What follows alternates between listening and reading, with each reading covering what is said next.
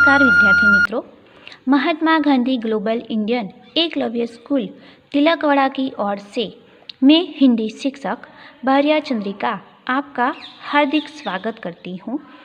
आज हम कक्षा 6 विषय हिंदी पहला गद्य दयालु शिकारी जो एक चित्रपाठ है उसका हम अभ्यास करेंगे। तो विद्यार्थी मित्रों, शिकारी यानी कि एक क्रूर व्यक्ति। शिकारी को किसी भी प्राणी के प्रति दया भाव नहीं होता। कोई शिकारी प्राणी के चमड़े के लिए शिकार करता है तो कोई मांस खाने की इच्छा से शिकार करता है, तो कोई अपने शौक को पूरा करने के लिए शिकार करता है। इस चित्रपाठ में प्राणियों के प्रति मनुष्य का व्यवहार कैसा होना चाहिए और दुनिया में सभी जन्मे सभी जीवों को जीने का अधिकार है, इस बात को यहाँ पर बताया गया है। अब विद्यार्थी मित्रों, यह एक चित्रपाठ है। अब तक आपने चित्रपाठ का अभ्यास तो किया ही होगा। यहाँ पर हमें 9 चित्र दिए हुए हैं, तो एक के बाद एक चित्र का अवलोकन करते जाएंगे और कहानी बनाते जाएंगे और देखेंगे कि एक एक चित्र में कौन कौन सी क्रियाएं हो रही है और फिर बाद में हम संपूर्ण कहानी बनाएंगे। तो सबसे पहले चित्र में क्या हो रहा है यह हम देखेंगे।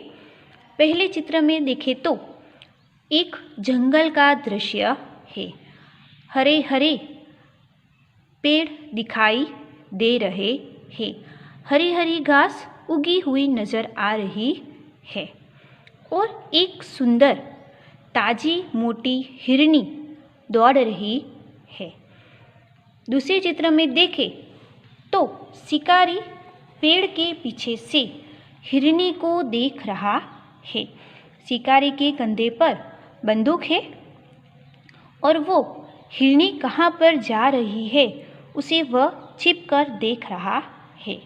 अब तीसरे चित्र में शिकारी ने अपनी बंदूक से हिरनी को गोली मारने के लिए अपना निशाना बना रहा है।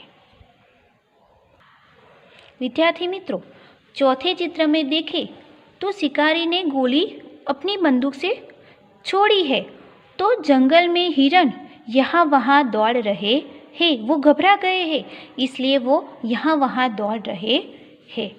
पांचवें चित्र में देखें तो शिकारी ने जो गोली छोड़ी थी वो हिरनी के पैर में लगी हुई है, यानी कि उसके पैर से खून निकल रहा है और उसने एक छोटे शावक को जन्म भी दिया है।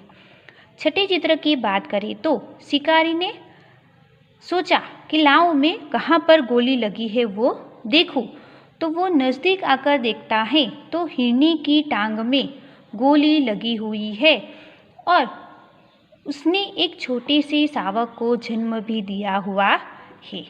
यह देखकर शिकारी को दया आ जाती है। तो सातवें चित्र में देखें तो शिकारी को दया आ गई है। वो हिरनी को अपनी गोदी में उठाकर नज़दीक के अस्पताल में ले जाता है। आठवें चित्र में देखें, शिकारी हिरनी की मरहम पट्टी करवा के, यानी कि उसने हिरनी की टांग से गोली निकलवाई, अस्पताल गया, डॉक्टर ने उसकी टांग से गोली निकाली, मरहम पट्टी की और वो शिकारी वापस हिरनी को लेकर अस्पताल से बाहर निकलता हुआ नजर आ रहा है।